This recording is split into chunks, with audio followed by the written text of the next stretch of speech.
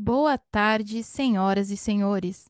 Sejam bem-vindos à teleconferência da Alupar para discussão dos resultados referentes ao terceiro trimestre de 2025. O áudio e os slides dessa teleconferência estão sendo transmitidos simultaneamente pelo canal de áudio em inglês.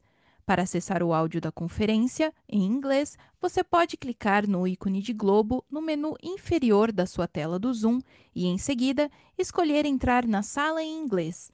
Depois disso, você pode selecionar silenciar o áudio original. A apresentação também está disponível para download.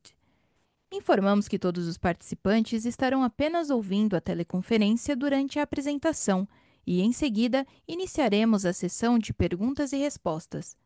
Informamos que previsões acerca de eventos futuros estão sujeitas a riscos e incertezas, que podem fazer com que tais expectativas não se concretizem ou sejam diferentes do esperado.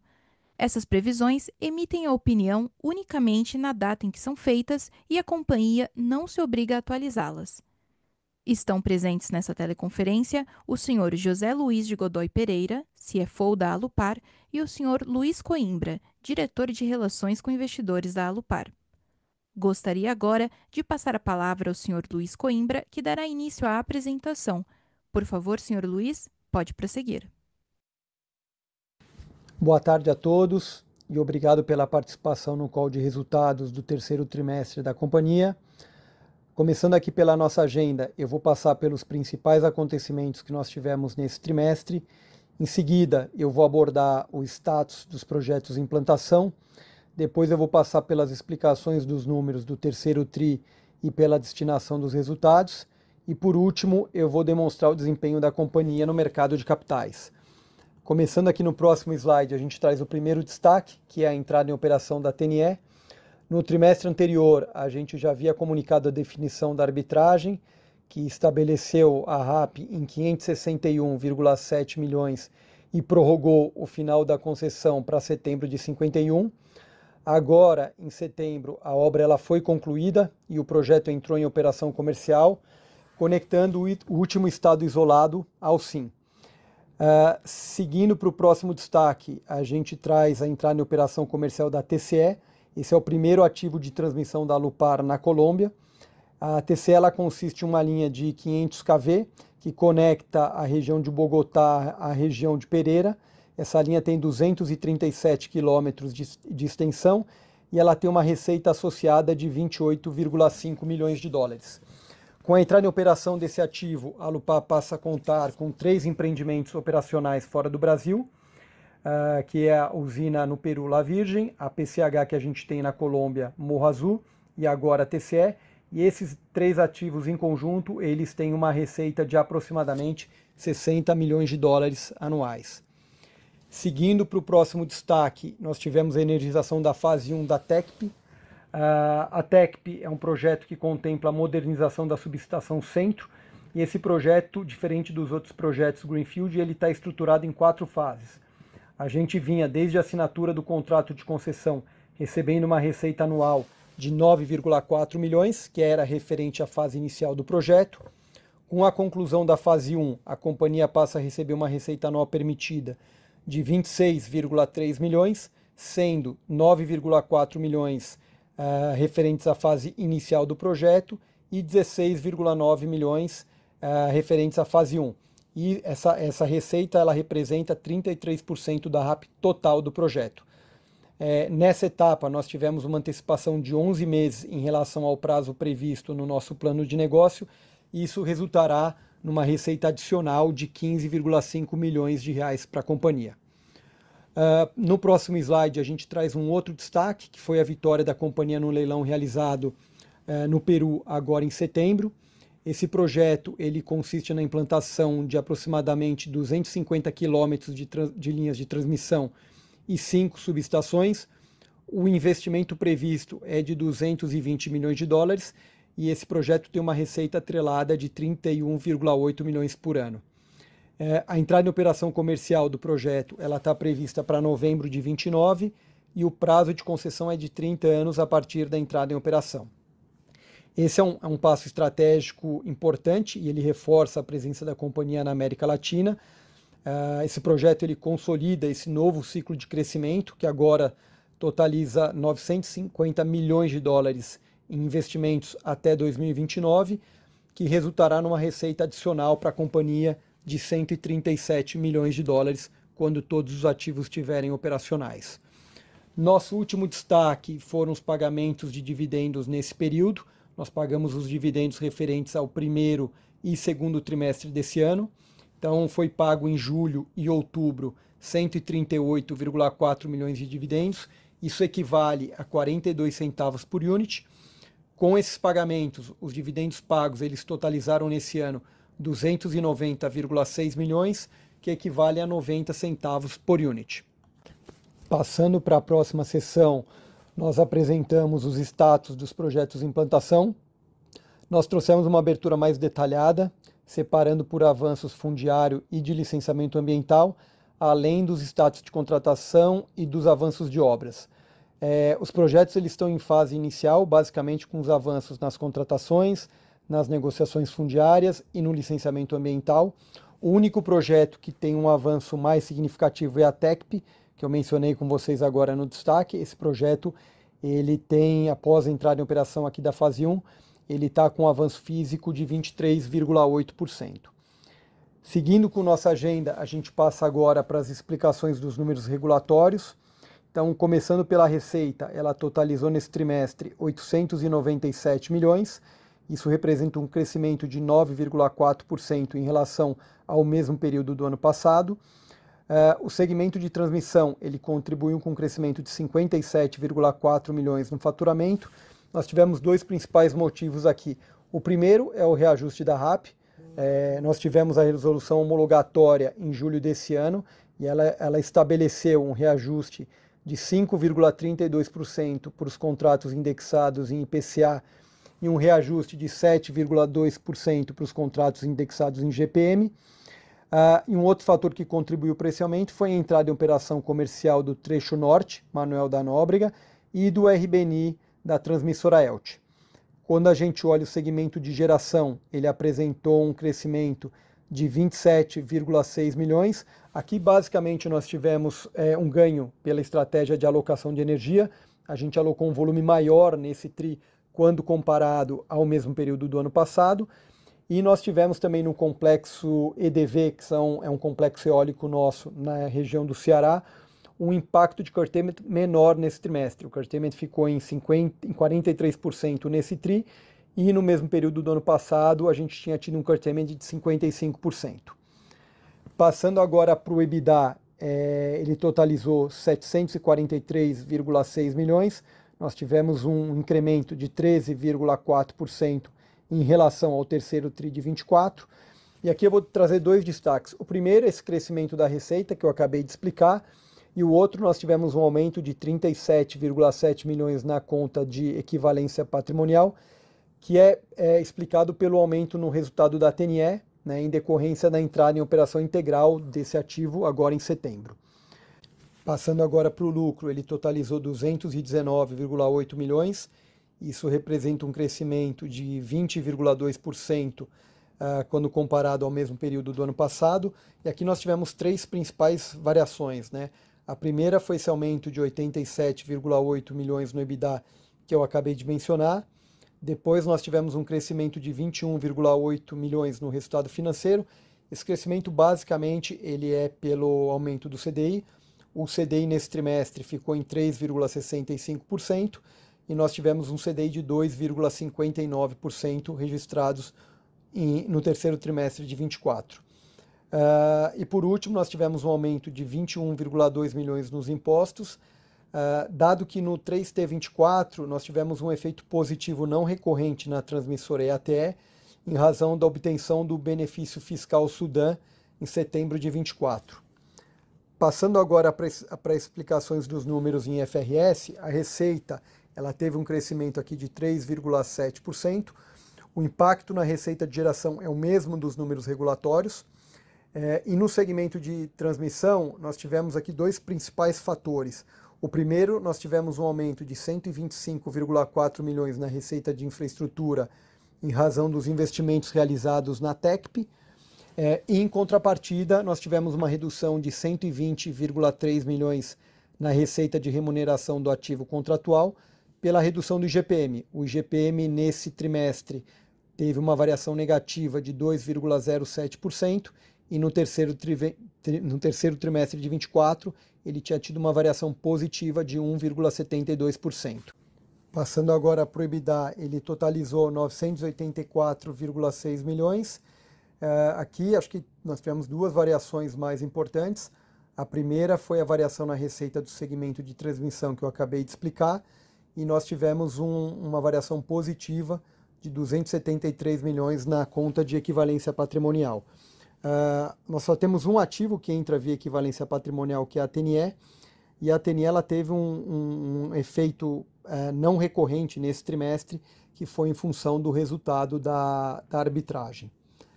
Passando agora para o lucro, ele totalizou 489,4 milhões, isso representa um crescimento de 34,5% em relação aos números contabilizados no terceiro trimestre de 24.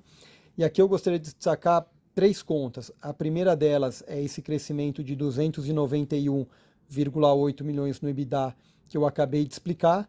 Outra variação importante foi o aumento de 381,7 milhões nos impostos, principalmente pelo efeito positivo não recorrente na transmissora EATE no 3T24, em razão da obtenção do benefício fiscal Sudã em setembro daquele ano.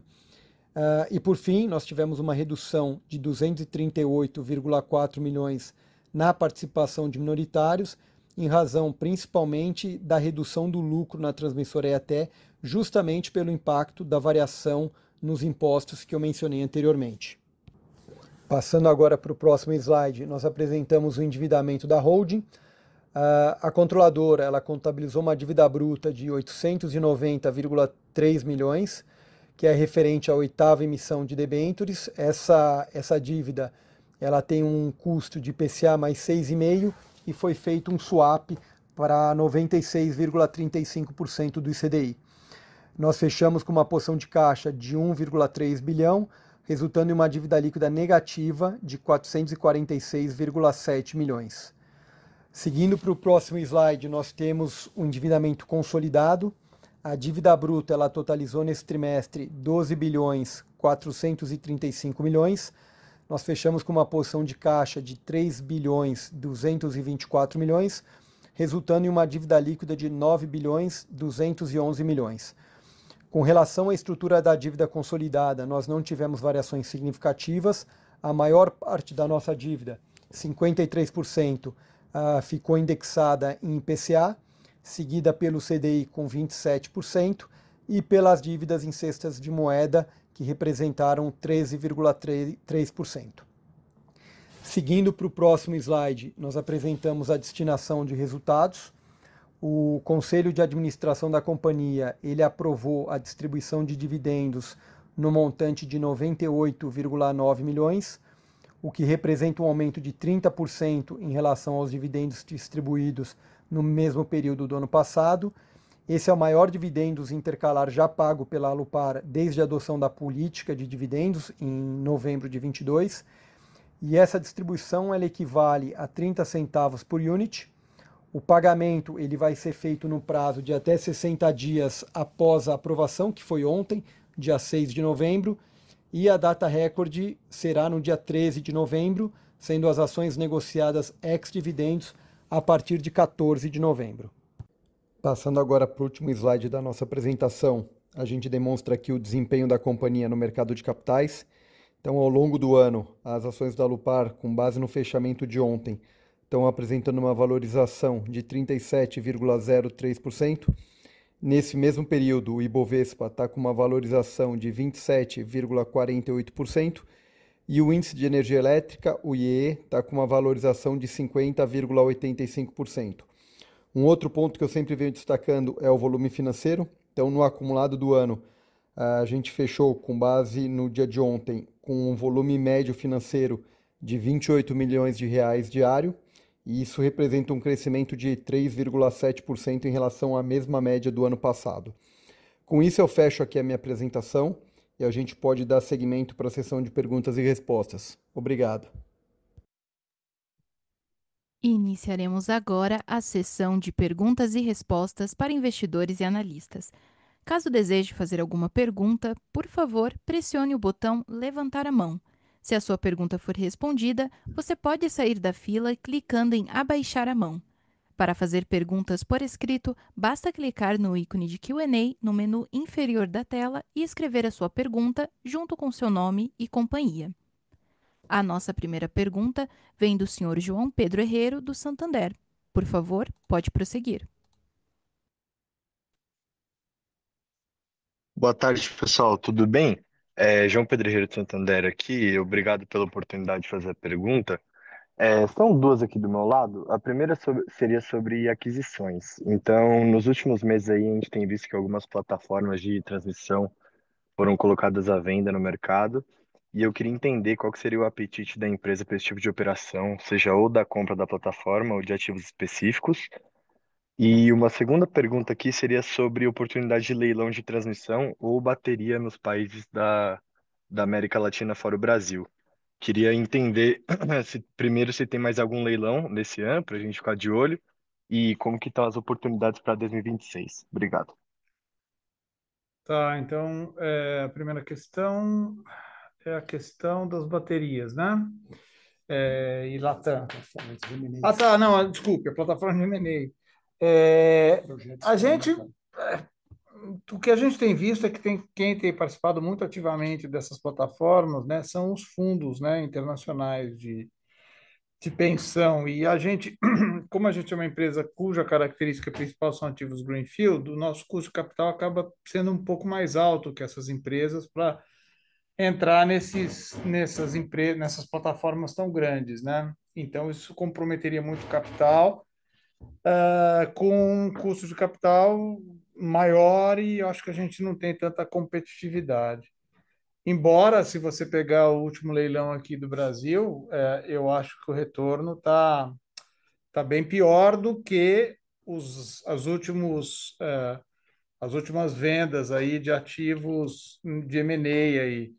Eu nem entendo porque algumas empresas que são empresas grandes não participam de M&A e participam muito agressivas no Greenfield, né? Que eu acho que está dando mais retorno no M&A do que no Greenfield nesse momento específico, tá? Mas nós estamos com uma carteira grande de projetos, então eu acho que nesse momento não faz sentido não pelo nível de retorno que a gente vai exigir.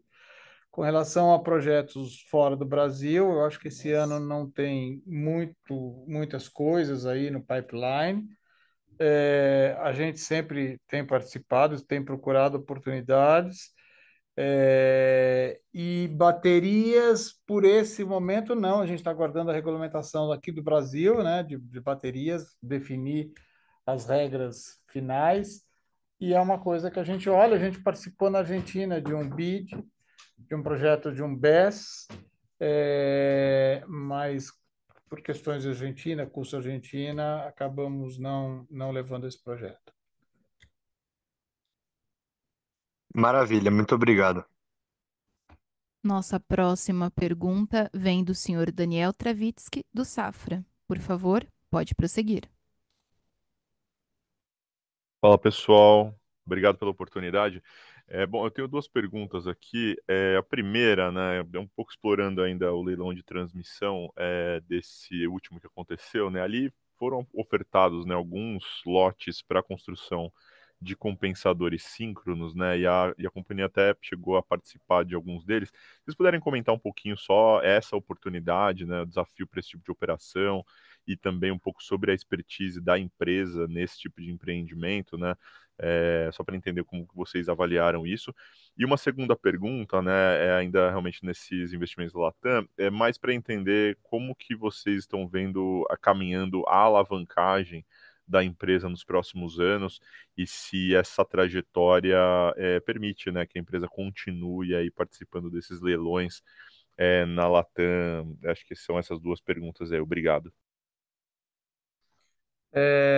Então, compensadores síncronos são os projetos que a gente está fazendo lá no Chile. E são dois compensadores síncronos. A gente participou de um estudo lá. Lá o sistema é um pouco diferente, porque exigia uma engenharia maior do que aqui, porque você era obrigado a dar todas as definições de alocação, energia reativa a ser injetada no sistema, então tinha algumas características bem específicas, né? Esse compensador síncrono que foi leiloado aqui, ele é um compensador mais complexo, é um compensador de 300 MVAR, né? Eu não sei exatamente qual tecnologia que cada player está utilizando. Quem tem mais experiência nisso, pelo que eu me lembro, era a GE que fez. É, Enfim, não é um equipamento tão simples e tem uma condição de PV que é mais pesada do que os outros processos em geral, né? A disponibilidade de um compensador síncrono não é igual à disponibilidade de um transformador, por exemplo, porque é um equipamento mecânico, com todas as questões que envolvem o equipamento mecânico, né? Mas entre o gerador e um transformador, vai para facilitar o entendimento, a questão da disponibilidade desse equipamento. Não sei exatamente o que está sendo usado, como é que é o sistema de refrigeração, que é uma questão bem complexa no compensador síncrono, mas é um equipamento mais complexo e a gente considerou premissas talvez um pouco mais conservadoras aí para esses equipamentos do que eventualmente outras empresas. A alavancagem a gente está caminhando dentro dos nossos limites, a gente tem feito um trabalho grande aí com os bancos, principalmente nessa questão de alavancagem, de ser considerados projetos em construção, né? Então, a gente tem conversado, tem conseguido, porque quando você tem um backlog muito alto, o seu nível de alavancagem acaba fatalmente aumentando durante esse período de implantação e depois ele cai e ele consegue cair numa velocidade bastante rápida, né? Então a gente tem conversado aí com os bondholders aí para mostrar isso e para permitir chegar a um nível ótimo de alavancagem aí para a companhia. Tem surtido efeitos, nós temos feito emissões sem covenant, né? As últimas emissões baseado em outras empresas no mercado e no mercado internacional também. A gente tem mostrado que algumas características que se usa como padrão não serve para um tipo de empresa como a nossa. Legal, muito obrigado. Nossa próxima pergunta vem da senhora Lorena Fernandes, do Itaú BBA. Por favor, pode prosseguir. Boa tarde, pessoal. Tudo bem? Obrigada pela oportunidade. Falando um pouco sobre geração, eu queria entender um pouco mais qual a visão de vocês sobre o potencial ressarcimento do curtailment por indisponibilidade e confiabilidade via ISS, né, que está previsto na MP 1304, e também se a companhia estaria disposta a abrir mão de eventuais processos judiciais, caso existam, né, conforme é exigido pelo texto. Obrigada. Olha, isso daí precisa ver como é que vai ser a regulamentação, tá? Porque, em tese, esse problema já estava resolvido há muito tempo, essa questão do curtailment. Porém, quando foi para a regulamentação, a condição que saiu na regulamentação estava diferente da interpretação tanto nossa quanto de outras empresas no mercado, tanto que teve uma judicialização enorme. Eu não sei como é que vai ser a regulamentação disso, né? Então, ainda é difícil dizer se a gente vai abrir mão de alguma ação ou não, né? Isso aí está sendo feito um trabalho, a gente participa das discussões via Beólica, somos signatários também das ações que a Beólica ingressou nessa questão do curtailment. Então, vamos ver exatamente como é que vai sair isso. Ainda eu acho que é um pouco cedo para a gente tomar qualquer tipo de decisão sem ter a definição exata do que é uma coisa e do que é outra, né? Eles fazem uma distinção entre restrição sistêmica, restrição energética, enfim, tem algumas questões aí que a gente precisa entender melhor como é que isso vai ser calculado, como é que isso vai ser aplicado. Perfeito, muito obrigada. Lembrando que para fazer perguntas, basta clicar em levantar a mão ou digitar a sua pergunta clicando no ícone de Q&A.